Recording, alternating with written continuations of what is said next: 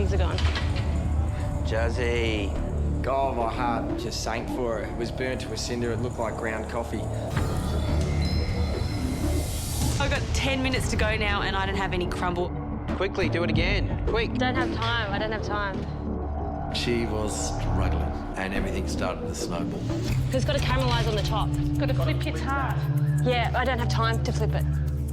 Look, what Justine really needs is to get that pear tart right. She's going to be really pushed. Matt, should I flip it? Well, it will caramelise that way too, but flipping is better. All right, here we go. This is a make or break moment because if it cracks, it's finished, it's gone. Tarts come out, it looks beautiful. But you know what? The crumble's burnt. I need crumble on that plate or else they're going to know that that's mine and I failed. My instincts were just get some more crumble on. Even if it doesn't work, just I've got to try. I didn't even measure. I was just chucking in some flour, a bit of sugar, a bit of butter, a bit of ginger, just get it in there as soon as I could.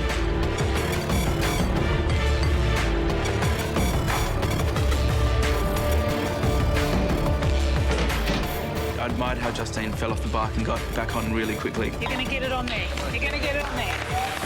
5 minutes to go. Tart is ready, but I just need to let it cool a little bit because it's still quite puffy. I've pulled the crumble out of the oven. I'm happy with the way it looks. It was still extremely hot because I got it straight out of the oven. My cream's going to melt on it. Justine and Matt, you've got 1 minute to go. Go, Jazzy. I'm just waiting for the 30-second countdown, and when it's about 10 seconds, I'm going to put the dollop of cream. 30 seconds, guys. Just wait. Stand there and hold it until the last 10. 10 seconds to go. Very good. It's going to melt straight away. I step away and I'm like, oh, thank God. I have every element on that plate. I'm so happy. And your time is up. Very good. How long have you been cooking? Not long.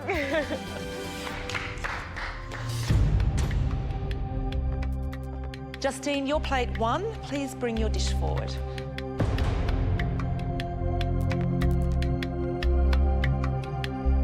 And Matt, that makes you plate 2. I have to say, hers looked pretty good. And that's when I started to get a bit nervous, you know. I thought, you know, she can beat me quite easily. Now, the judges have absolutely no idea who cooked what dish. Both dishes will receive a total combined score out of 30, and the highest score will win.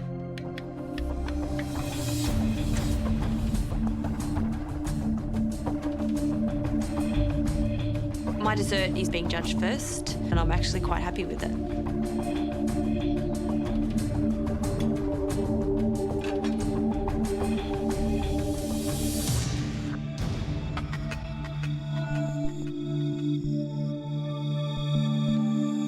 Pastry's really, really well cooked. It's crisp, you know, it's toasty on the bottom. Nice caramelised, glossy, sweet pear on the top.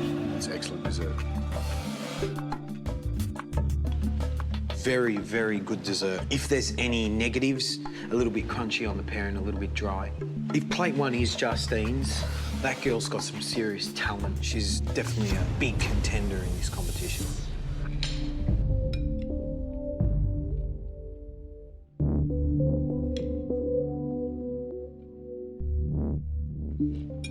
Fantastic caramel.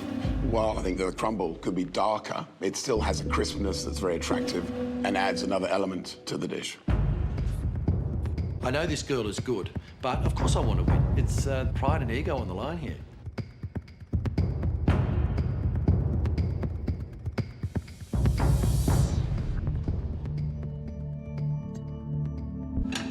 Thanks, George.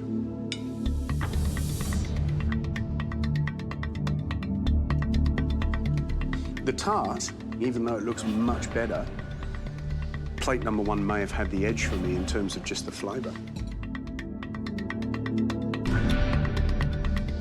The pear is definitely cooked more than plate 1's, which is, you know, where it needs to be. It's just absolutely delightful.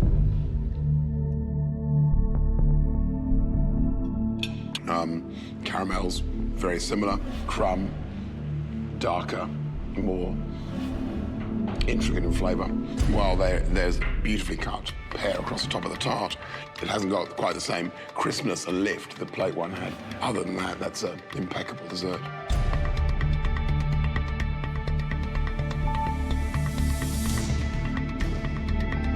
Just waiting for the judges. That's nerve-wracking. I haven't been through that for a long time. After all the chaos in my kitchen, I just can't wait to hear what they have to say about my dish. Well, judges, I can now reveal that plate one was Justine's.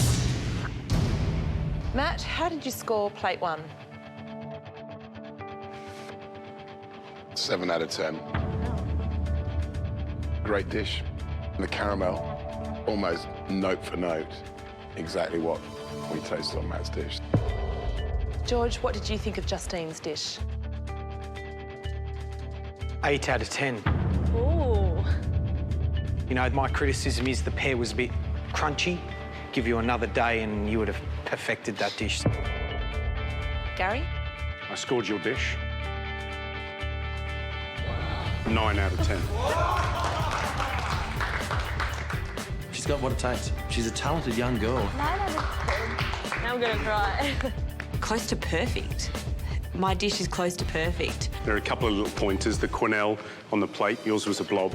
The crumbs weren't as toasty as I think they should have been. But you know what? Bloody brilliant. Well done. Justine's just scored 24 out of 30. There's a good chance that she might have nailed this challenge. Well, if Matt scores less than 24, that makes you the winner. Matt, what did you think of plate two? 9 out of 10. Just the detail in the dish shows why you're so well regarded as a chef. I could have given you 10, but I know you prefer 9. Thanks, Matt. George, what did you give Matt's dish? A 9 out of 10. I got a 9 out of 10 too, so there's still chance. I'm not out of the game yet. Matt's scored 18 so far. For you to win, Gary now needs to give Matt's dish a score of 6 or less. So, Gary, tell us your score and the winner of the challenge. Matt, I scored your dish. 10 out of 10. Well done, Emma. You did a really good job, mate. Really good job. Really good job. I was very happy. I felt as though I should have been in the Olympics doing something, you know. Justine, not far. Not far. Not far at all.